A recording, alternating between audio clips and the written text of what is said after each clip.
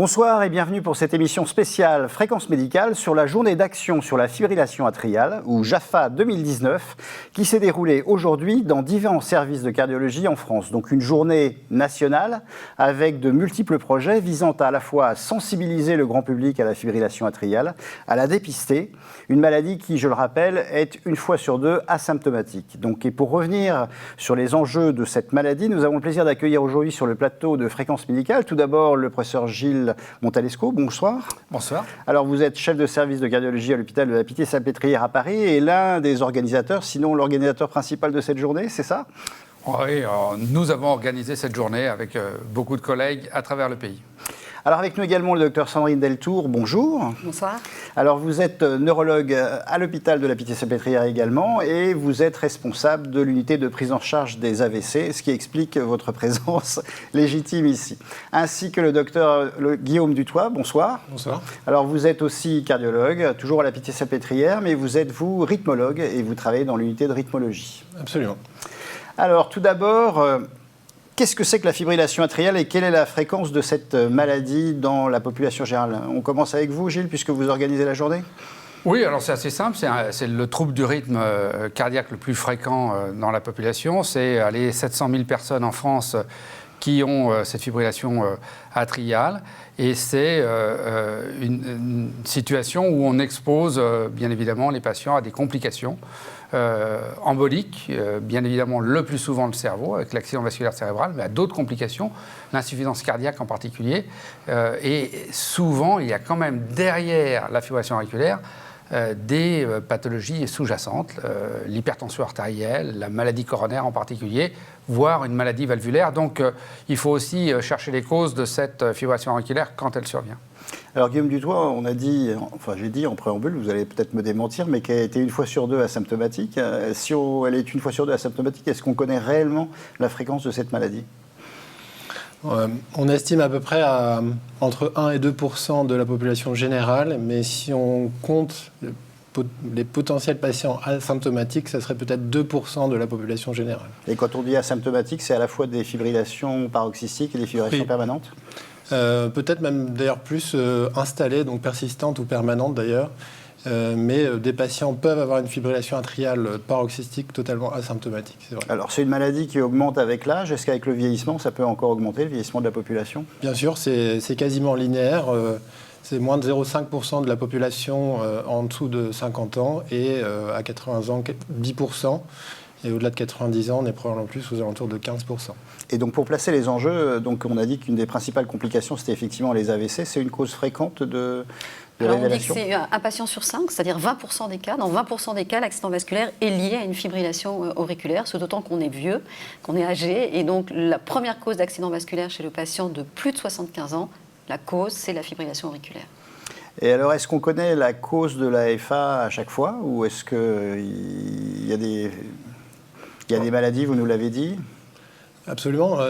La première cause, c'est probablement l'hypertension artérielle, qui peut être également non ressentie, donc asymptomatique, donc il faut absolument dépister. Qui elle-même est très fréquente dans la population. Et oui, c'est deux tiers des patients, exposés à cette maladie-là, donc après 50 ans. Et donc rechercher des valvulopathies, des maladies coronaires. Et puis il y a aussi la fibrillation atriale du sujet relativement jeune, souvent assez actif, même sportif parfois, qui survient sur un cœur sain. Et donc qui est liée à une anomalie électrique uniquement au niveau des veines pulmonaires. Et Gilles, il y a des familles qui sont des familles spécialistes de cette maladie-là ? Oui, alors il y a une composante génétique de la fibrillation auriculaire et donc il y a des familles qui sont plus exposées que d'autres et je pense qu'il faut poser la question à un patient de savoir si dans la famille il y a de la fibrillation auriculaire et s'il y a un environnement familial, il faut garder en tête que c'est un facteur de risque en soi pour une future fibrillation auriculaire. Et donc ça, c'est quelque chose que les malades avouent facilement, d'avoir quelqu'un dans leur famille qui a un trouble du rythme ? Je pense qu'ils l'avouent, ils ne le savent pas forcément, sauf quand il y a eu une complication. Mais voilà, on est là pour aussi passer le message. Parlez-vous dans les familles, dites-vous vos maladies, parce que pour la génération suivante, c'est important de savoir ce que vous avez comme maladie. On parle de la fibrillation auriculaire, c'est vrai pour d'autres choses. on est tous plus exposés à une maladie quand elle est survenue dans la famille. Et alors, est-ce qu'il y a une différence de présentation clinique? On a dit 1 fois sur 2, les malades ne s'en plaignent pas. Ça veut dire qu'ils ne remarquent rien ou qu'il n'y a rien du tout. Et sinon, c'est quoi la présentation? Alors, il y a un très large panel de symptômes, hein, donc du patient sans symptômes jusqu'à la cardiopathie rythmique ou la cardiomyopathie rythmique, c'est-à-dire des patients qui ont une dégradation de la fonction ventriculaire gauche à cause de la tachycardie. Et puis, ça peut être l'AVC, donc un patient totalement asymptomatique et d'un coup a des séquelles d'accident vasculaire cérébral. Et puis, les palpitations, des sensations d'irrégularité de rythme, l'essoufflement, voilà, et l'insuffisance cardiaque également. Et il y a des différences entre fibrillation atriale paroxystique ou permanente? C'est pareil? En termes de risque d'accident vasculaire cérébral, non. Enfin, les recommandations ne font pas de distinction. Donc, en termes d'ancienneté de la maladie, d'après ce qu'on en comprend, sur le plan physiopathologique, on pense que la fibrillation atriale paroxystique est le début du processus pour évoluer progressivement vers la fibrillation persistante puis permanente. C'est une question que j'avais gardée pour plus tard. Donc il y a une histoire naturelle de la fibrillation atriale qui passe par des espèces de petites bouffées de troubles du rythme et qui vont aller vers une maladie permanente et invalidante, c'est ça? Très probablement, en sachant qu'il y a des patients qui, d'emblée, ont une fibrillation atriale persistante sur des oreilles dilatées, même à un âge assez jeune. Alors, pour les spécialistes, il y a une notion dont vous m'avez parlé en préparant l'émission, c'était la notion de charge de la fibrillation atriale. Qu'est-ce que c'est? Qui est-ce qui veut répondre? Il faut que le rythmologue réponde. Répondre à ça. C'est un truc de rythmologue, donc. Oui, c'est un truc de rythmologue, mais qui se comprend assez bien. C'est basé sur les données de prothèses, donc les pacemakers, les défibrillateurs, qui nous donnent le taux de fibrillation atriale, c'est-à-dire le temps passé en fibrillation atriale rapporté au temps écoulé depuis le dernier suivi. C'est ça, c'est un pourcentage de temps. Et on peut faire la même chose sur un Holter de 24 heures, mais bon, qui a un échantillonnage, donc qui a beaucoup moins de pertinence, si vous voulez. Et en pratique, ça vous permet quoi? C'est-à-dire que quand il y a une forte charge, c'est plus grave que quand il y a une faible charge, j'imagine? Oui, on peut imaginer qu'il y a plus de phases de fibrillation atriale de longue durée, donc qui expose le patient à potentiellement plus de stagnation de sang dans le cœur et plus de caillots. Et ça permet aussi d'équilibrer au mieux le traitement, de voir s'il est efficace, de voir s'il faut l'adapter. Alors donc vous nous avez expliqué une maladie pas toujours symptomatique, pas toujours permanente, souvent négligée et un peu moins bien dépistée. Donc il est nécessaire de sensibiliser la population et c'est l'objet donc de cette première journée sur la fibrillation atriale qui s'est déroulée aujourd'hui avec quelques images de la rédaction en France. Premier trouble du rythme en fréquence, la fibrillation atriale et son risque d'accident vasculaire cérébral ont fait l'objet d'une journée nationale. C'est une première. L'initiative vient du professeur Gilles Montalesco et de la Pitié-Salpêtrière et plusieurs services se sont fédérés à travers la France pour participer à cette première journée.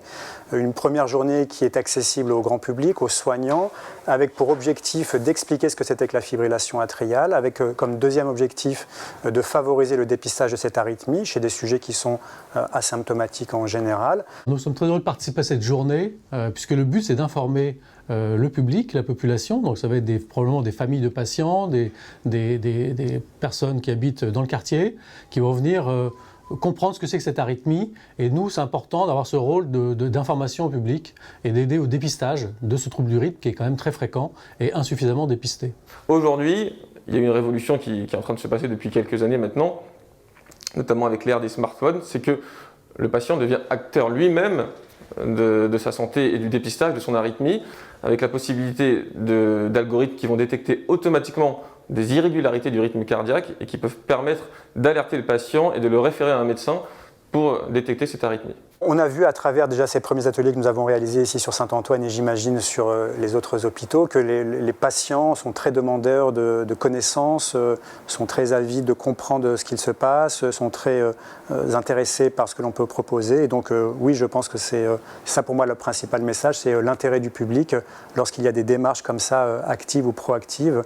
Eh bien, c'est fort instructif parce que j'apprends que maintenant il y a de nouveaux appareils très sensibles pour pouvoir faire un ECG en temps réel quasiment. On se rend compte que c'est assez peu connu, c'est pour ça qu'on fait ces genres de journées de vulgarisation. C'est une bonne chose que l'on fasse déjà des expériences comme ça, parce qu'il y a beaucoup de gens qui ne savent pas que leur rythme cardiaque n'est pas satisfaisant.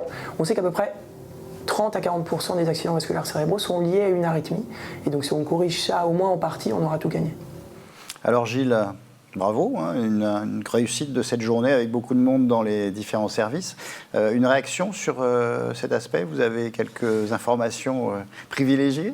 Non, il y a eu un double enthousiasme hein, sur cette première journée nationale de la fibrillation atriale. Le premier enthousiasme, ça a été celui des docteurs. Et on a vu qu'à travers la France, sur des centres hospitaliers, universitaires ou pas... Dans une période qui n'est pas facile. Public ou privé, avec grève ou moins de grève, et bien que les docteurs se sont mobilisés en pensant que réellement, ils rendaient service et que c'est un service de santé publique. Et le deuxième enthousiasme, ça a été celui des patients et du public, parce que le public est venu... se faire dépister, s'informer et a suivi les petits cours qui étaient donnés dans ces centres et a pu apprendre ce qu'était l'arythmie, la fibrillation atriale et les risques associés à cette fibrillation atriale. Et ça va faire boule de neige. Les gens vont rentrer chez eux, vont en parler à la famille et s'ils ont appris à prendre leur pouls, ils vont apprendre à la famille à prendre le pouls. Et le prochain déjeuner du dimanche midi, je pense que la famille va apprendre à prendre son pouls. Et s'il y a 10 personnes autour de la table, il y en aura un qui sera en fibrillation atriale, mais cette fois-ci détecté. Sandrine? Oui, mais je crois qu'effectivement, c'est extrêmement important. Moi, quand on vient me voir, c'est que malheureusement, c'est trop tard. C'est un peu tard. Hein, soit le diagnostic a déjà été posé, mais le traitement n'a pas été donné ou mal pris par le patient, soit il révèle, comme vous nous l'avez expliqué, soit il révèle effectivement la fibrillation qui était méconnue. On en est déjà au stade de complication. Donc dépister, apprendre à prendre son pouls, c'est extrêmement utile. Donc même dans les CHU hyper sophistiqués, on demande aux patients d'apprendre à prendre leur pouls. Oui, exactement. Guillaume? Absolument, c'est essentiel. Hein, tout est basé sur le dépistage et il faut mettre le paquet là-dessus. Et cette journée est un bon exemple. Alors, ça paraît assez simple dans ce que vous racontez. En pratique, c'est quand même malgré tout assez compliqué puisque de nombreux malades chez qui une FA est découverte ont eu effectivement un AVC. Donc, c'est à peu près quel pourcentage à votre avis? Vous nous rappelez le chiffre? Alors c'est effectivement sur les accidents vasculaires, un patient sur 5 a une fibrillation auriculaire. Ça correspond à 20% des causes d'accidents vasculaires, ça, tout confondu. Quelle que soit la façon dont vous le recherchez, c'est-à-dire y compris avec des haltères longs et des choses comme ça, c'est à peu près, ou ça peut monter plus? Alors probablement que c'est sous-estimé, hein, donc, et plus on vieillit, encore une fois, plus on est âgé, plus cette fréquence augmente. Et donc, passé 80 ans, passé 75 ans, c'est la première cause. C'est-à-dire que même si on ne l'a pas trouvée, on va se donner tous les moyens pour la chercher et pour la dépister. Parce alors que justement, quels sont ces moyens? Quel est le bilan que vous faites après un AVC quand vous voyez arriver quelqu'un comme ça, où il n'y a pas de cause apparente? Alors, il y a plusieurs situations. Il y a des accidents vasculaires qui, vont évoquer très largement une origine cardio-embolique. Et ça, c'est des accidents vasculaires particuliers avec des localisations particulières. Et pour ces patients-là, on va être extrêmement attentif. C'est-à-dire particulière et éclairée, la lanterne de nos collègues. Alors, c'est des accidents, en fait, ce qu'on appelle vertébro-basilaires, c'est-à-dire que c'est des accidents du territoire de la cérébrale postérieure, des accidents occipitaux, ça c'est volontiers d'origine cardio-embolique. Et la première cause, c'est la fibrillation auriculaire à rechercher. Les accidents du cervelet, qui évoquent fortement une origine cardio-embolique, et puis les accidents de la cérébrale antérieure, ça c'est plus rare, mais qui s'associent à ces accidents. Donc devant ces localisations-là, on va probablement aller encore plus loin que pour les autres, parce que c'est probablement la cause. Mais c'est intéressant parce intuitivement, on se dit, bon là, il y a un caillot c'est une grosse boule dans l'oreillette, si c'est une grosse boule, ça va aller dans un gros vaisseau, et vous nous dites que ça va plutôt dans des vaisseaux qui ne sont pas très gros, quoi. Alors, physiologiquement, c'est vrai qu'en tous les cas, c'est volontiers là qu'on les retrouve. C'est-à-dire que dans la genèse de la maladie, avant de faire des gros caillots, on fait des petits caillots, c'est ça? Oui. Guillaume, allez-y, oui. C'est pas forcément une grosse boule, hein, ça peut être des fragments effectivement de la boule, de caillot. Et le fait d'avoir aussi plusieurs territoires associés, lésés à différents moments sur une imagerie cérébrale, peuvent évoquer une fibrillation atriale. Et qui récidive éventuellement sous antiagrégants, ça peut évoquer effectivement ça. Alors rassurez-moi, il y en a quand même quelques-uns qui sont révélés par un accident ischémique transitoire. Oui, alors, et c'est d'où l'intérêt d'ailleurs d'être extrêmement rapide et efficace pour la prise en charge de ces patients-là qui malheureusement des fois minimisent leurs symptômes et que l'AIT, qui a bon goût le patient de récupérer, peut être un mode effectivement de révéler cette fibrillation. Et donc les explorations que vous poussez, c'est quoi à peu près? C'est-à-dire ils vont tout savoir bien sûr. Une imagerie cérébrale. Alors, pour ce qui est l'accident vasculaire, on va faire déjà un diagnostic. Donc, en effet, une imagerie cérébrale pour voir le parenchyme, pour comprendre si effectivement c'est évocateur. Et c'est là où effectivement vous voyez. C'est là qu'on va voir effectivement soit les localisations typiques, soit le côté bilatéral. Et puis, pareil, une fois qu'on a ces données-là, on va faire un électrocardiogramme, bien sûr, et puis on va l'holtère des 24 heures. On se tourne très rapidement voir nos rythmologues, des fois pour savoir jusqu'où on va. Et il y a d'autres critères qui peuvent nous inciter à aller plus loin, qui sont par exemple si on a un patient qui a une oreillette gauche dilatée sur les coqueurs ou qui a de nombreuses extrasystoles auriculaires, même si on n'a pas la FA, c'est vrai qu'on aura tendance à continuer les holtères. Et ça, à ce moment-là, on travaille en collaboration pour savoir jusqu'où on doit... Alors justement... Justement, le holtère, plus il est posé près de l'AVC, plus il a de chances de démontrer une relation entre l'arythmie et l'AVC. Donc ça, c'est important d'essayer d'avoir des délais courts, c'est pas toujours évident. Ensuite, il y a une bonne place pour les holtères de longue durée, mais qui sont difficilement disponibles, puisqu'en fait, un holtère est immobilisé pendant 2 semaines, 3 semaines, donc les cardiologues de ville ont peu de holtères disponibles. Et puis, enfin, il y a le holtère implantable, donc qui a été nettement réduit de taille en plus, donc qui est quasiment injectable, qui se pose en ambulatoire. Sous la peau? Sous la peau, en regard ici de latérosternal gauche, et donc qui se met avec une petite anesthésie locale et qui va pendant 3 ans enregistrer le rythme cardiaque avec aujourd'hui des algorithmes qui sont dédiés au dépistage de l'AFA, donc basés sur l'irrégularité de l'ECG. Et donc la possibilité d'initier des enregistrements par le patient s'il est symptomatique, mais surtout de dépister de la fibrillation silencieuse. Est-ce qu'il y a un risque d'aller trop loin c'est-à-dire qu'avec ce type de technologie extrêmement poussée, on peut trouver quelques épisodes de FA qui pourtant n'auraient pas de rapport avec l'AVC? Alors, encore une fois, si on a un accident vasculaire sans cause, c'est une cause qu'il faut absolument traquer. Donc une fois qu'on l'a trouvé, le patient, il vient quand même de faire un accident grave. Et dès lors qu'on l'a trouvé, c'est la cause jusqu'à preuve du contraire. Et donc par rapport à ce que vous nous avez dit tout à l'heure, dans l'histoire naturelle de la FA, trouver un épisode de FA, c'est le prémisse d'une maladie qui va de toute façon risque d'évoluer vers une FA beaucoup plus grave et beaucoup plus permanente, c'est ça? Très probablement, oui. Et puis les autres patients chez qui on dépiste de la fibrillation atriale un peu fortuitement, qui ont un holtère implantable pour d'autres raisons, bilan de syncope par exemple, ou qui ont un pacemaker pour des troubles conductifs, si on leur découvre une fibrillation atriale, ils ont souvent un certain âge, un score de Schatzvask souvent élevé, et donc ils ont une indication aux anticoagulants. Donc, un commentaire? Pas de perte de risque.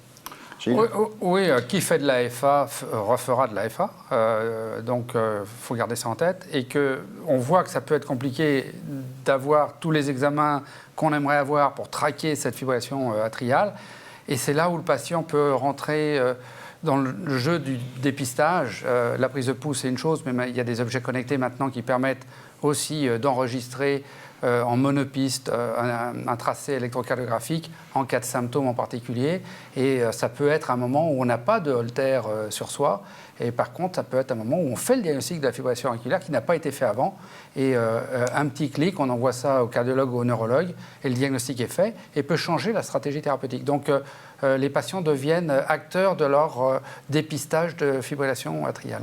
Alors tous les malades, heureusement, ne commencent pas une AFA avec un AVC. Et donc les autres, vous leur demandez de prendre le pouls. Est-ce que vous le demandez à tout le monde ou est-ce que vous le demandez à certaines populations en particulier?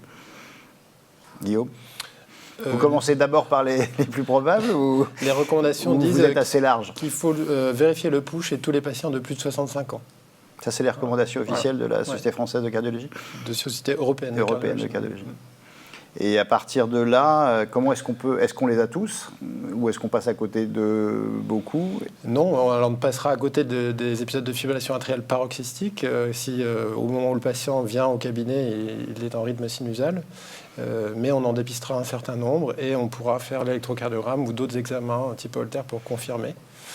Alors, l'actualité récente du dépistage de la fibrillation atriale est dominée par les objets connectés et nous avons un petit reportage à vous montrer. Un patient sur 2 qui a une fibrillation atriale est asymptomatique.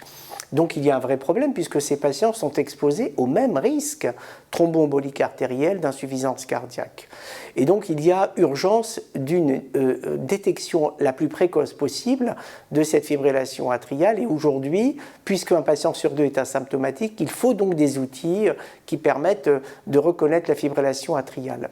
Alors il y a des grandes publications qui ont été faites récemment avec la montre connectée, et donc on avance dans cette direction. Et puis il y a des tas de moyens autres qui ont été développés, des gilets, des dispositifs non implantés, externes, connectés, qui permettent donc à distance de faire le diagnostic de fibrillation atriale. Donc vous achetez cet appareil qui s'appelle Cardia Livecor, vous le mettez sur votre téléphone portable, vous avez toujours sur vous ce petit boîtier qui vous permet d'enregistrer, vous le posez devant, vous posez bien vos bras à plat, vous mettez enregistrer votre CG, vous appuyez,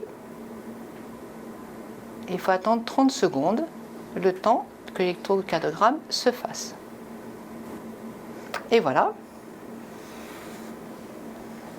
Vous avez un premier diagnostic qui dit aucune anomalie de rythme ou quelquefois fibrillation auriculaire possible.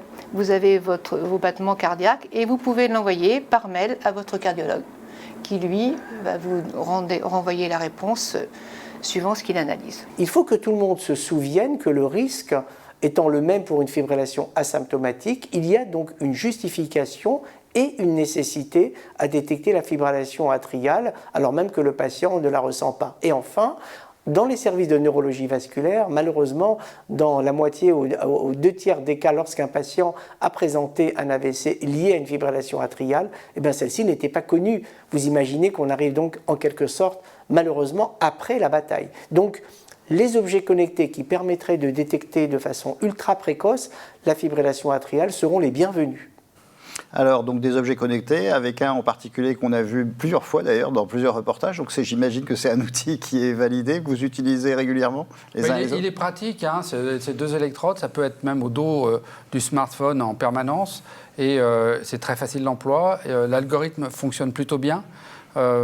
Et donc, quand on cherche la fibrillation auriculaire et que les patients sont enclins à nous aider et à s'aider eux-mêmes, eh bien, c'est un bon système. Il y a d'autres systèmes avec les smartphones, sans électrode, en particulier en utilisant le flash du téléphone qui, allumé en permanence, peut mesurer la régularité du sang capillaire sur un index. Et donc, il y a plusieurs programmes qui permettent de faire ça très bien sur votre smartphone. Guillaume, d'autres objets connectés, donc j'imagine qu'il n'y a pas que cet outil-là. On a parlé des montres également récemment, grosse actualité là-dessus. Oui, il y a les montres connectées, donc des études qui font suite justement à la détection du rythme irrégulier, qui se base maintenant sur la détection de l'AFA par l'électrocardiogramme connecté à son smartphone. Et oui, il y a la guerre des géants, même entre Huawei, une étude sur 200 000 Apple, patients. Voilà, des très larges études. Après, c'était peut-être pas les bons. Avec voilà, des adhérences, pas des patients, mais des candidats à l'étude qui est plus ou moins bonne. C'est-à-dire tout le monde ne renvoie pas le Holter qui a été posé ou qui a été proposé. Mais effectivement, on dépiste de l'AFA assez fréquemment avec ces Et en outils. dehors donc, de ces objets que l'on peut relier à un téléphone intelligent, en dehors de ces smartwatches, en dehors, qu'est-ce qu'il y a d'autre? On peut imaginer, il y a d'autres éléments qui sont testés? On a parlé de t-shirts. Il y a les t-shirts connectés, effectivement, qu'on a pu essayer dans le département. Qui sont très intéressants parce que le signal est d'encore meilleure qualité. C'est des électrocardiogrammes, 12 dérivations en temps réel. Donc ça permet de dépister pas seulement la fibrillation atriale, d'autres troubles du rythme, même des sous-décalages du segment ST, enfin des choses comme ça. Et alors, si on résume sur ces objets connectés, est-ce que c'est plus des objets de dépistage de masse ou est-ce que c'est des objets dont vous allez pouvoir vous servir éventuellement après un accident ischémique transitoire ou des choses comme ça ? Oui, volontiers. En tous les cas, ça fait partie, je pense, pour nous, des moyens qui nous sont aujourd'hui faciles d'accéder pour nos patients. Et donc, vous faisiez tout à l'heure notification du fait qu'il n'y avait pas beaucoup de Holter chez les cardiologues. Et donc ça peut être une solution. Ça peut être une solution parce que c'est vrai que c'est souvent difficile quand on prescrit le Holter longue durée et que nos patients sont très embêtés parce qu'ils ne trouvent pas, ils ont souvent un délai d'attente pour être enregistrés, notamment dès lors qu'on dépasse les 15 jours sur les Holter. Et ça peut être vraiment une bonne solution. Et puis encore une fois, ça remet le patient acteur de la prise en charge de sa pathologie. Ça le responsabilise. Ça le responsabilise. Et ça, c'est extrêmement important. Ça devient un patient partenaire.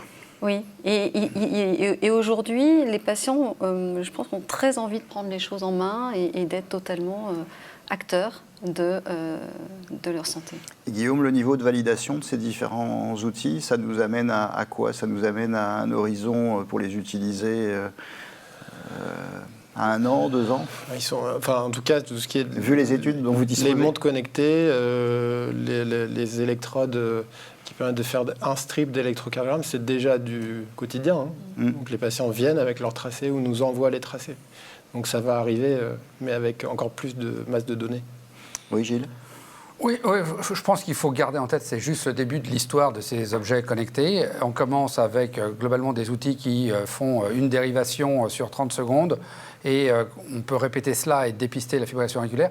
Demain, on aura beaucoup plus que ça. Enfin, on a dit un mot des gilets ou des t-shirts connectés où on peut avoir 15 dérivations en permanence pendant plusieurs semaines chez les patients et avoir d'autres diagnostics que la fibrillation auriculaire.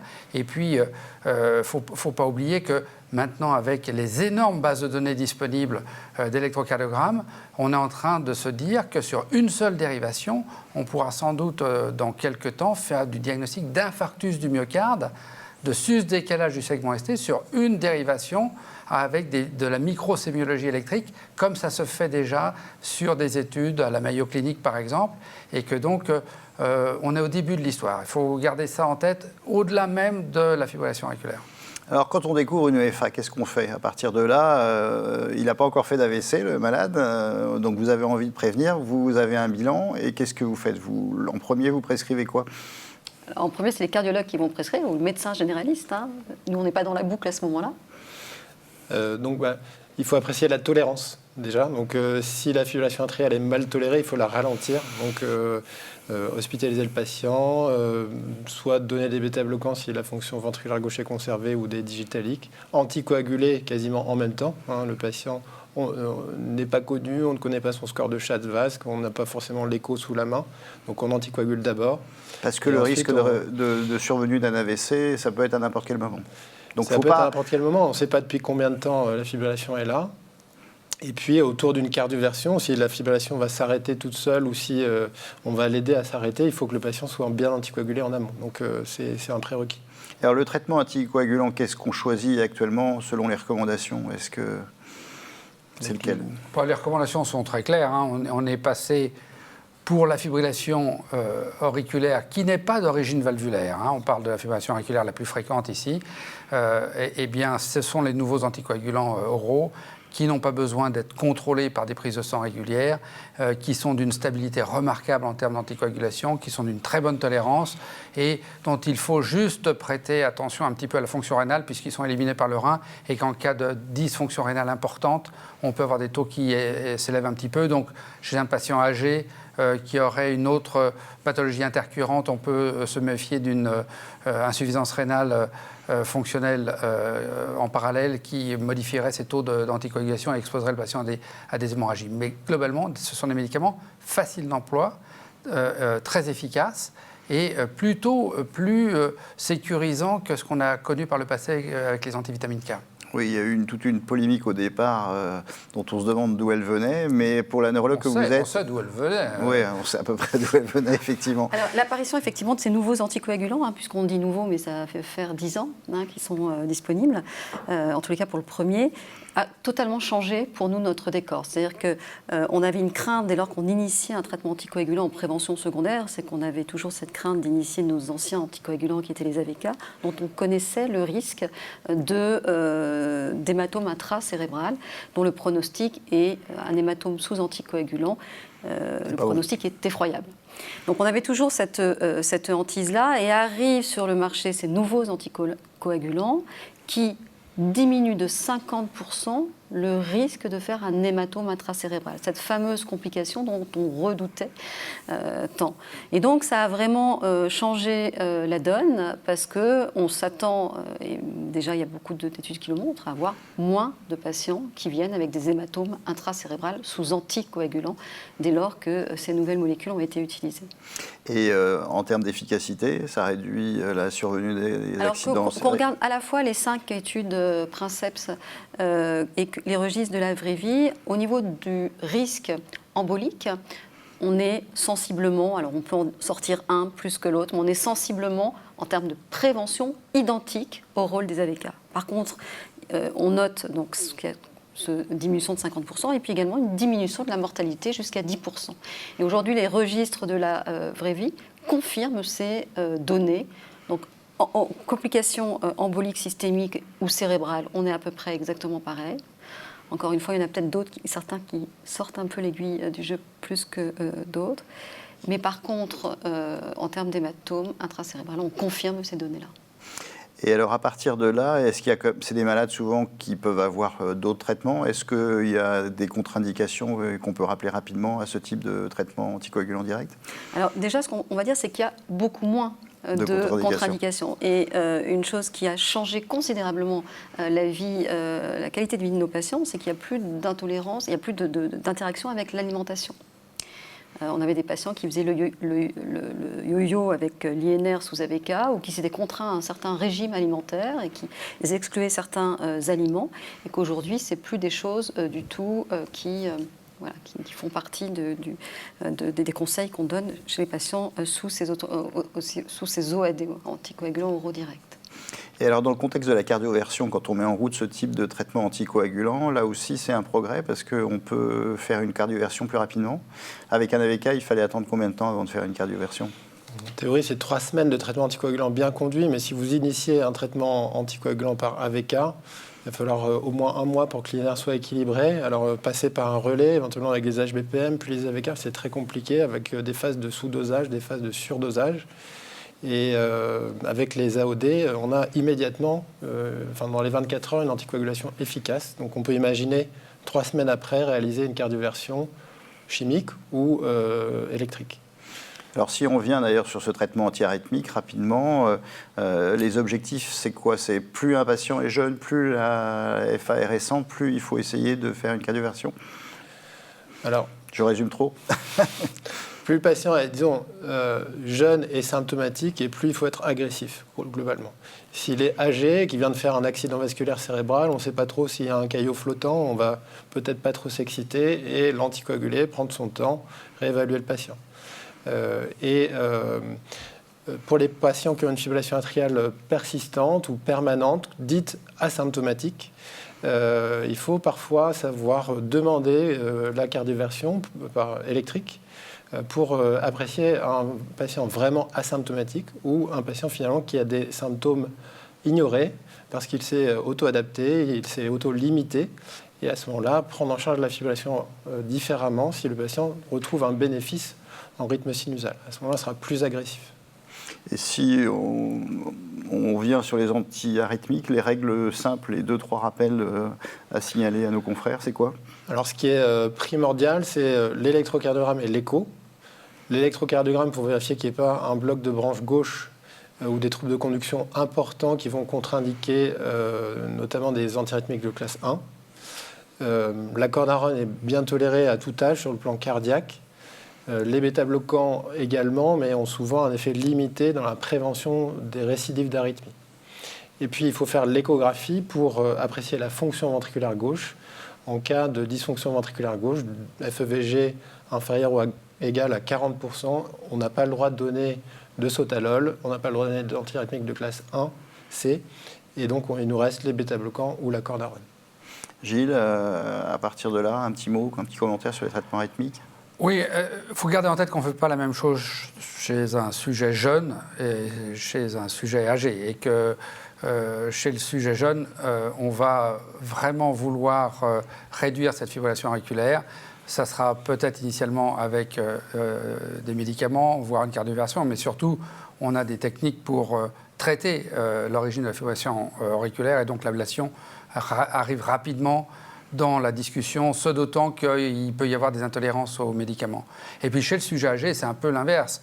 Il a sans doute évolué longtemps avec son arythmie, son oreille gauche est dilatée, et si il ne fait pas d'insuffisance cardiaque, on va être plus conservateur chez ce patient et se contenter des médicaments. Donc on a des populations un petit peu différentes et des stratégies un peu différentes en fonction de l'âge et de l'évolution de la cardiopathie et de l'arythmie elle-même.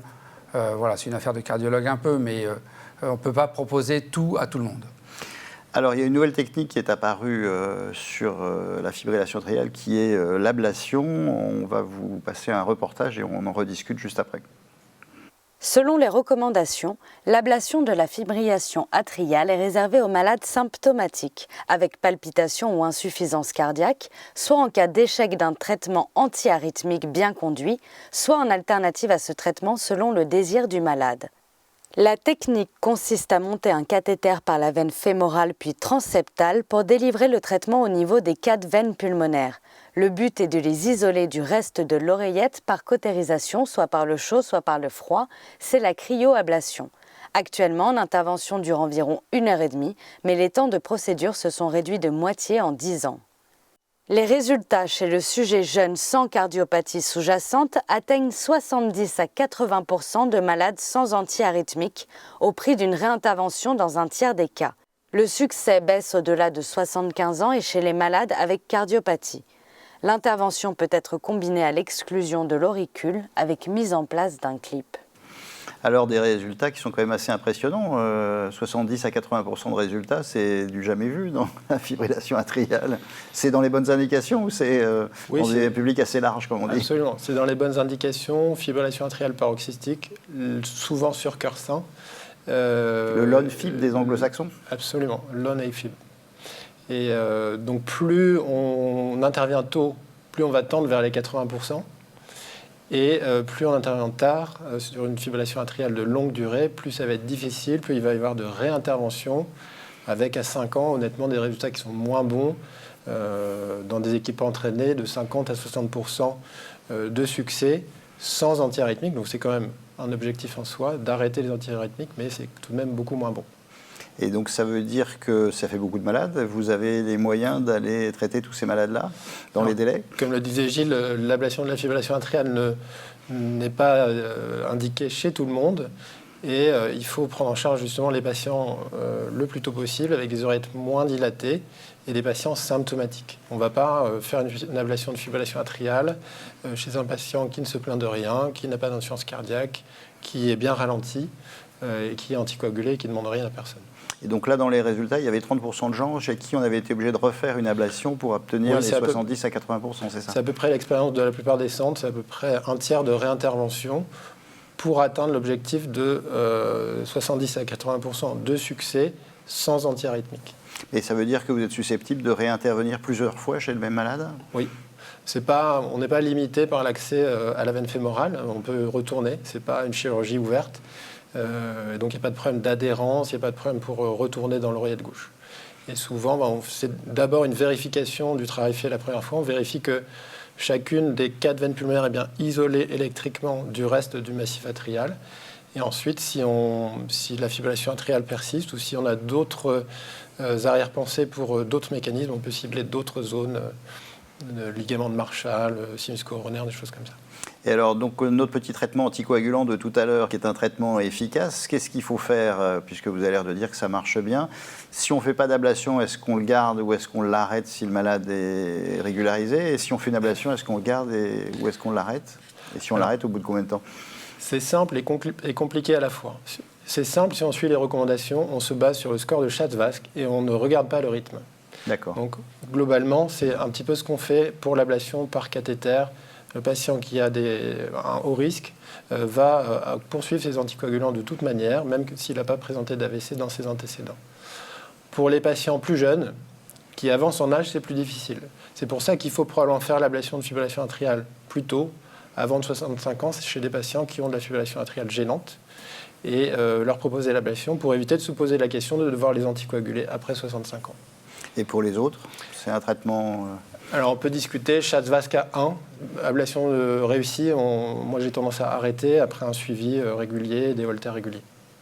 Un commentaire sur cet aspect ? Sur les malades que vous voyez, l'anticoagulation ? C'est compliqué, Jean-Paul, parce que les patients, dès qu'ils voient une brèche et la possibilité d'arrêter le traitement anticoagulant, ils sont preneurs. Il ne faut pas se précipiter pour cela, il faut donner du temps au temps. Plus on est loin de l'épisode de fibrillation auriculaire avec un rythme sinusal préservé, un succès d'ablation pendant suffisamment longtemps et un Shatvask relativement bas, je pense que là on peut être amené à discuter de traitement anticoagulant chez ces patients-là. Mais c'est vrai que c'est une décision qui est difficile à prendre. La situation, quand on est avec le neurologue, elle est différente, parce qu'on vient de faire une complication grave de la fibrillation auriculaire. Donc là, la question ne se pose plus. Et alors, un petit mot peut-être sur l'auricule dont on a beaucoup parlé à une époque. Maintenant, ça y est, on a des indications standardisées. Dans le reportage, on signalait qu'il pouvait y avoir des associations entre fermeture de l'auricule et ablation. Alors, aujourd'hui, il n'y a pas d'indication de faire une stratégie combinée d'ablation, de fibrillation atriale et de fermeture d'auricule percutanée. Il y a des études qui vont démarrer en ce sens pour voir si cette stratégie-là, plus agressive par rapport au traitement anticoagulant associé à une ablation, serait équivalente ou supérieure.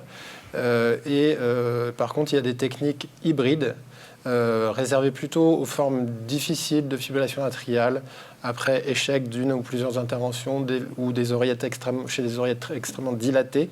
On peut proposer des techniques hybrides, donc avec un abord chirurgical par thoracoscopie latérale gauche et dans le même temps opératoire, à la suite du chirurgien proposer une ablation percutanée pour compléter le travail du chirurgien qui au préalable a clippé l'auricule gauche.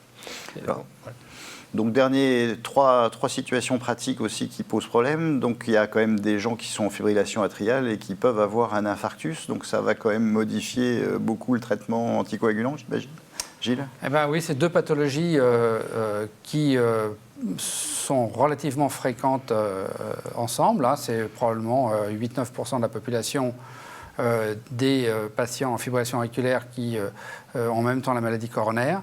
Et ça peut être un infarctus, mais ça peut être une maladie coronaire plus stable. Et bien évidemment, maladie coronaire, souvent, ça veut dire antiplaquettaire, surtout si on a un stent implanté. Et fibrillation auriculaire, c'est plutôt traitement anticoagulant. Et donc, pendant longtemps, on a voulu couvrir les deux risques, traitement antiplaquettaire double et traitement anticoagulant. Alors, on couvrait bien les deux risques, mais on avait un excès d'hémorragie qui n'était pas acceptable. Et donc, maintenant, on a suffisamment d'études randomisées pour nous dire il faut enlever un traitement. Et ce traitement qu'on enlève en général, c'est l'aspirine. Et on l'enlève très rapidement, c'est-à-dire à la sortie de l'hôpital ou quelques jours après, pour garder l'anticoagulant de la fibrillation auriculaire et en général le clopidogrel pour la maladie coronaire. Sandrine, vous êtes confrontée à des AVC avec des anticoagulants chez des patients qui peuvent être très âgés. Est-ce qu'à ce moment-là, il y a des problèmes vis-à-vis de la peur de créer des hémorragies parce qu'ils tombent, parce que ceci, parce que ça? Est-ce que la personne âgée est quelqu'un qui bénéficie moins des traitements anticoagulants ou bénéficie plus? Alors c'est probablement elle qui en bénéficie le plus, puisqu'elle est plus à risque. On comprend que c'est la crainte c'est chez eux qu'on a la plus grande crainte, parce qu'on a peur des chutes. Un patient qui chute, il faut considérer qu'un chuteur, c'est un patient qui chuterait quasiment une fois par jour. C'est un vrai chuteur. Et la plupart du temps, nos patients chutent, mais il n'y a pas un nombre de chutes aussi grand. Donc, avant de contre-indiquer un traitement anticoagulant devant des chutes, ça reste extrêmement rare. Mais c'est vrai que les registres nous le montrent bien, qu'aujourd'hui, comme les scores en fait, qu'on utilise de complications hémorragiques sont le S-BLED, qui augmente exactement, ou l'hémorragie, ou les nouveaux comme la TRIA, on voit que ces scores, ils augmentent, le risque augmente et même, au même titre, puisque c'est les mêmes facteurs que le score de Shatvask. Donc en fait, on voit bien qu'aujourd'hui, à la fois, c'est des patients les plus à risque, parce que notamment ils sont âgés, mais à plus fort risque hémorragique. Mais il faut bien avoir en tête qu'avec les nouvelles molécules dont on dispose, le risque de complications hémorragiques, il n'est pas très loin de celui de l'aspirine. C'est-à-dire qu'on a tellement réduit ce risque-là, c'est-à-dire qu'on dit à peu près avec l'aspirine le risque d'hématome intracérébral. Pendant très longtemps, on a un petit peu sous-évalué le risque de l'hémorragie sous aspirine. Il est évalué à peu près à 0,46% par an.